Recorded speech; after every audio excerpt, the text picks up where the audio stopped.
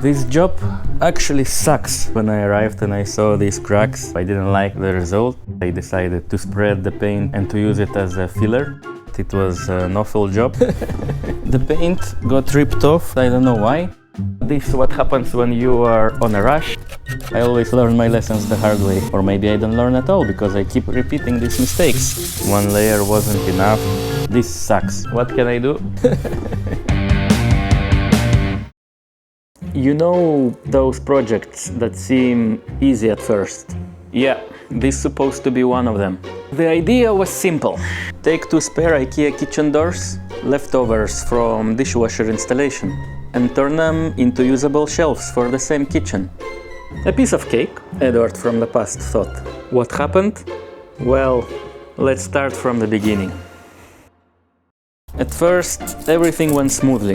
I started by covering the holes left by the removed hinges and handles. For the larger holes, I used a mix of cardboard and glue. I have to say that this mix becomes surprisingly strong once it dries. I highly recommend this technique. For the smaller ones, I applied a special filler paste. Just spread it on, let it dry and sand it down. After the cardboard and glue mix dried, I added a final layer of filler for a smoother finish.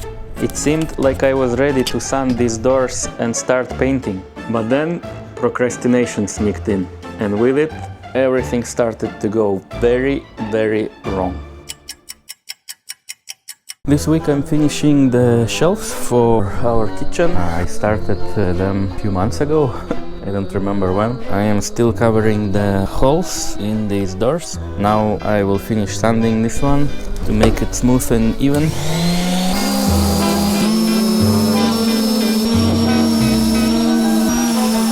At that moment, I thought it was smooth enough and ready for painting.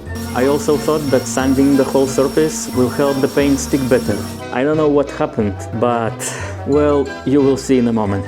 And I'm going to paint with white paint. Actually, I will be painting with a spray gun for the first time in this workshop. So I will have a chance to test my compressed air system.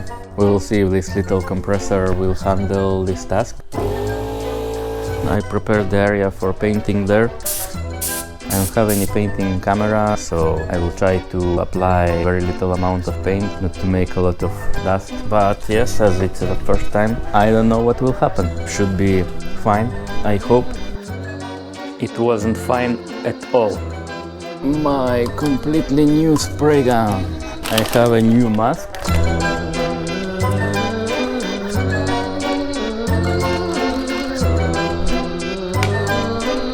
Wish me luck!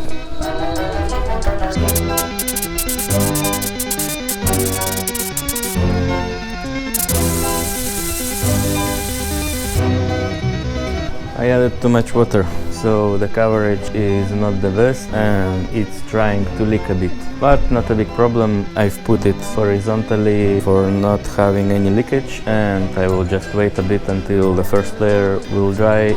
I will apply second and it will be painted. The only problem that the process became a little bit longer. The only problem, you say? Oh, poor Edward. You have no idea. Okay, it's a complete disaster. Look, after paint dried, I don't know why it cracked here and here as well. Maybe because I didn't let it dry properly, it decided to contract a bit or to settle, and it cracked for that. It was an awful job. I didn't put enough filler, we didn't cover the holes, the paint is uneven, so I didn't like the result. What I did, I decided to spread the paint and to use it as a filler. I moved it as much as I could towards these holes for covering them, and I planned to polish a bit, and I was hoping it will be enough for applying one more layer of paint. But today when I arrived and I saw these cracks, I think it's not enough, and I will apply more filler and hopefully I can apply a final paint layer maybe tomorrow. Yeah, but this is what happens when you are on a rush. If I'm impatient and I want to do things faster, I always have to fix them later. And this is the good example of that. What can I do? Let's try to fix this.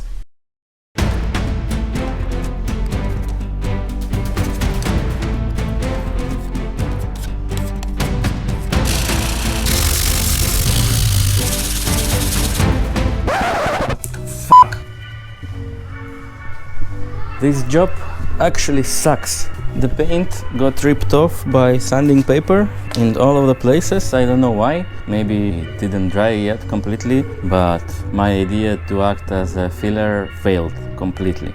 This sucks. They ask you how you are, you just have to say that you're fine when you're not really fine, but you just can't get into it because they would. So I will reapply the filler for both of the parts, and I will let it dry very well during the night. Better to be a bit more patient than to do the job twice. I always learn my lessons the hard way. Or maybe I don't learn at all because I keep repeating these mistakes all the time. All the time.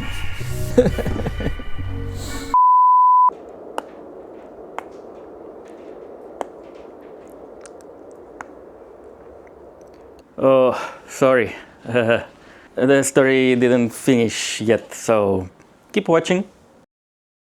Who's the master procrastinator here? I am. I started transforming these doors into shelves when I was still wearing a winter hat. And now I'm wearing shorts because it's summer again, freaking hot. And I still didn't finish this project. Subscribe if you want to learn how to procrastinate.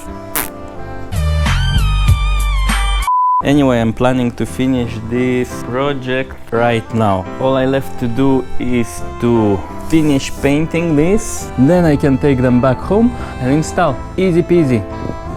Easy peasy. I'm doing it for 6 months already.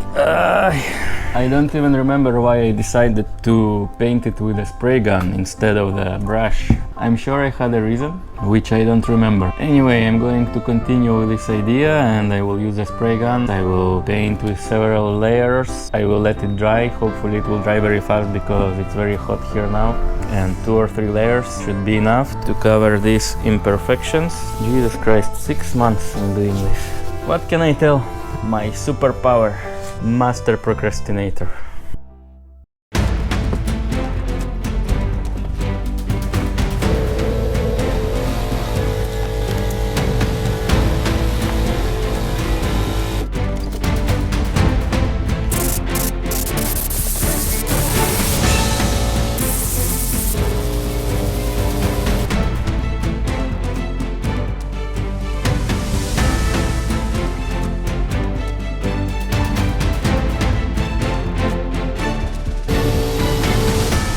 Fourth and the last one. Enough.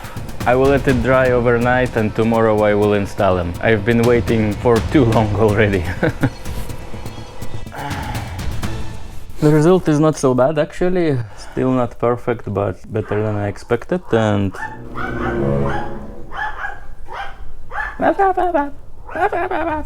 yeah, it's better than I expected, and tomorrow I will be installing this in my kitchen. As I said already, I was procrastinating this task for too long and time to finish with this. I have other projects in mind that I would like to work, and this is like all the time hanging somewhere here, you know, and finish this, finish this, finish this. And at last I decided to invest one more evening for that and to finish already.